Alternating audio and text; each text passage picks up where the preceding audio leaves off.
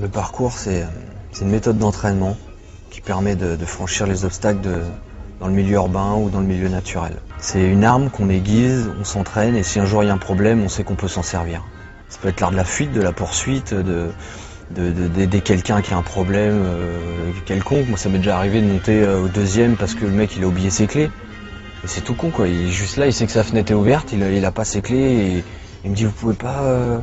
Je sais pas si, donc je suis rentré chez lui juste pour lui ouvrir sa porte et si lui il avait pu le faire, voilà, ça aurait pas été un problème pour lui. Je crois que la finalité du parcours c'est de devenir autonome, de devenir entier et tout seul d'être capable de dire bon ce truc là j'ai pas la détente mais je pense que je m'entraîne pendant 15 jours à répéter 50 sauts le matin et puis le soir, dans un mois j'y arrive. C'est ça se connaître, se fixer des objectifs, les atteindre.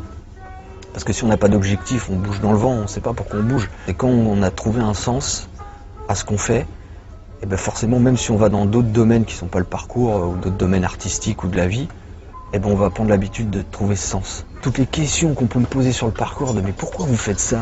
C'est quoi comme si le secret était soit dans la philosophie, soit dans le mouvement que tu vas travailler, soit... Mais tu regardes un singe, si tu l'arrêtais au moment où il est en train de faire un saut, tu mets une pause et tu lui dis mais pourquoi tu fais ça? Pourquoi tu bouges? Je pense que le singe, il dirait, toi, pourquoi tu bouges pas? Le côté qui est vraiment marrant, on va dire, dans le parcours urbain, c'est de se rendre compte que l'être humain va bouger sur des choses qui sont pas fabriquées au départ pour ça.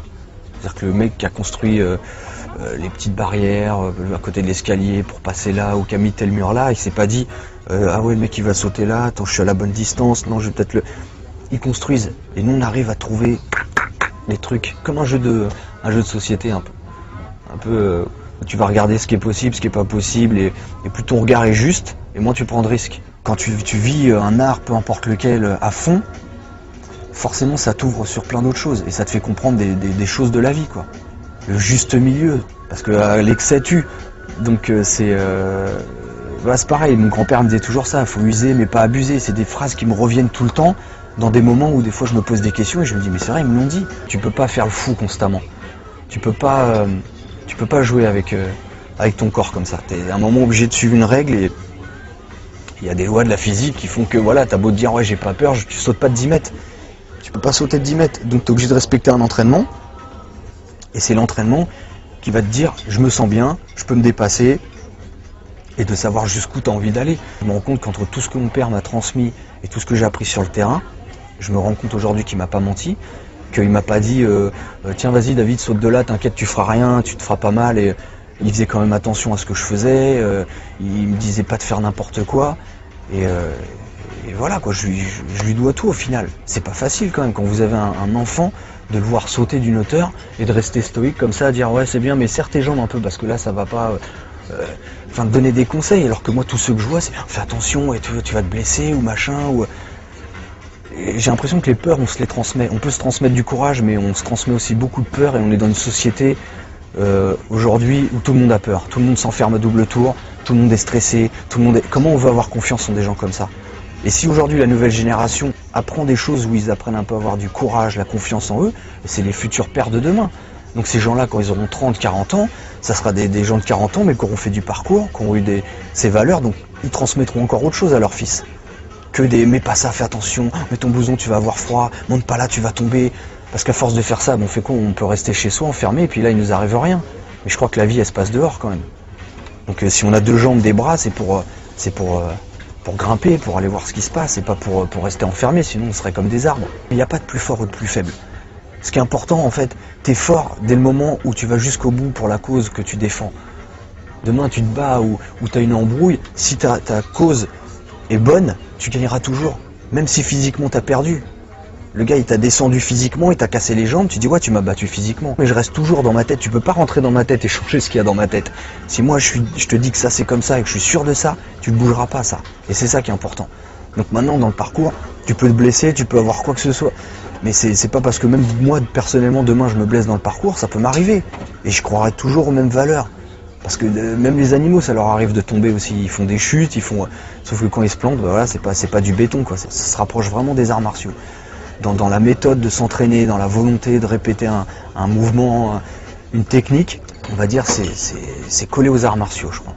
Je crois que c'est vraiment la même philosophie, la même façon d'appréhender les choses, de voir un adversaire, de dire ok bon lui il est grand, ok va falloir que je tape plus bas parce que ceci, cela, ou il a l'air d'être rapide donc je vais essayer suivant l'adversaire, on modifie sa technique, on sait où il va falloir faire attention, machin, le gars il se combat, fait du combat rapproché, combat au sol, quand tu arrives sur un obstacle c'est pareil. Bon qu'est-ce qu'il y a, ok je vais attraper ça, mais si je glisse, où c'est que je peux me rattraper, bon il y a ça, boum boum boum, ça t'apprend à regarder.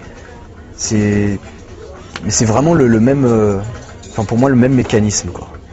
Je crois que la peur, elle est tout le temps là. C'est qu'à un moment, tu as la confiance. Que au moment que tu vas faire un saut, tu te dis celui-là, ça fait quand même 500 fois que j'ai répété ça à côté. Et sur les 500, je me suis pas planté. Pourquoi maintenant que je tente là, je tomberai? Parce que la peur fait un peu perdre la mémoire aussi.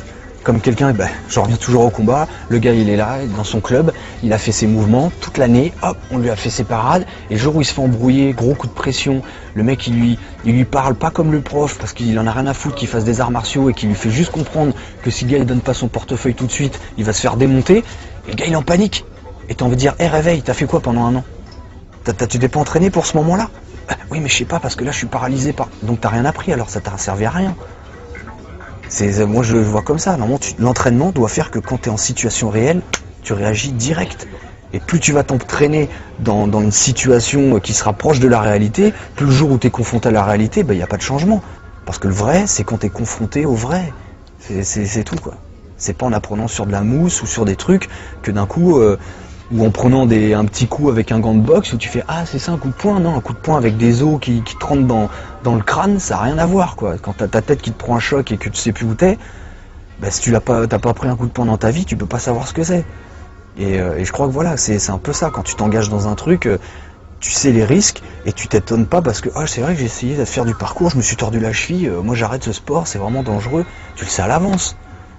Tu le sais à l'avance, un chasseur ou n'importe quoi, le mec dans les tribus, ils grimpent dans les arbres, ça leur est arrivé de tomber, de s'écorcher, de s'ouvrir, mais mais on est obligé de passer par là, sinon on mange pas ce soir, on est obligé de grimper dans l'arbre. Et dès le moment où tu sors de chez toi, c'est dangereux. Quand tu descends dans le métro, c'est dangereux. Tu peux être au bord du métro avec ton portable, toi tu te crois en sécurité, et puis t'as l'autre qui court parce qu'il y a son pote qui veut rattraper, il te bouscule, tu tombes sur la rame. Toi tu voulais pas y aller, mais voilà, ça arrive n'importe quel moment de la journée. Donc quand t'as compris ça, c'est le jour où tu dois partir, tu pars. Donc à un moment, fais les choses et vis ce que tu dois vivre et arrête d'être dans des frayeurs. Ah non, il faut pas faire ça parce que le gars, non, moi je fais pas de voiture, moi je conduis pas parce que ça peut être dangereux la voiture, il y a plein d'accidents, et puis tu traverses la route, tu te fais renverser. Le gars il s'enferme à double tour chez lui pour pas qu'on rentre, et puis il y a une fuite de gaz, tout l'immeuble explose. Il n'y a pas vraiment de trucs à faire pour se protéger du danger ou prendre moins de risques. La vie, c'est un risque déjà. La vie, c'est un risque permanent. On prend des risques tout le temps. Quand on parle avec des gens, quand on s'engage, quand on donne sa confiance à quelqu'un, on prend un risque. Donc le truc, c'est d'être prévenu et puis de vivre avec. Mais les gens qui regardent, ils disent « Oh, t'as vu, il est sur le mur de l'école et tout, il répète, il a pas le droit d'être là. Oh là là !» C'est les gens qui te donnent cette impression que tu fais un truc interdit, mais toi, tu dis à quoi là? Là, un chat, il vient ou un oiseau, il se pose sur le truc, tu vas pas lui jeter des pierres. Pourtant, c'est un être vivant, il a un cœur à l'intérieur. Pourquoi juste parce que moi, je suis une personne et que je peux parler, là, vous allez me dire « tu sais que t'as pas le droit d'être là, qu'est-ce que tu fous sur le mur ?» Je sais pas, et toi, qu'est-ce que tu fais à me regarder, toi? Si tu tournes ta tête, en fait, là, et que tu marches tout droit, tu me vois pas. Je te gêne pas. Donc, fais ta route, va là, si t'allais chercher du pain, va acheter ton pain, rentre chez toi, et puis, qu'est-ce que t'as à rentrer dans mon truc? Et en plus, quand tu me parles, tu me perturbes, et ça se trouve, je vais faire le saut et je risque de me planter à cause de toi.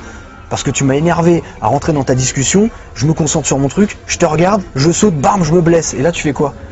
C'est toi qui vas venir, qui va m'emmener au secours ou machin? Donc, si c'est pas ce que t'as à me dire est pas plus important que ce que j'ai à faire, trace ta route.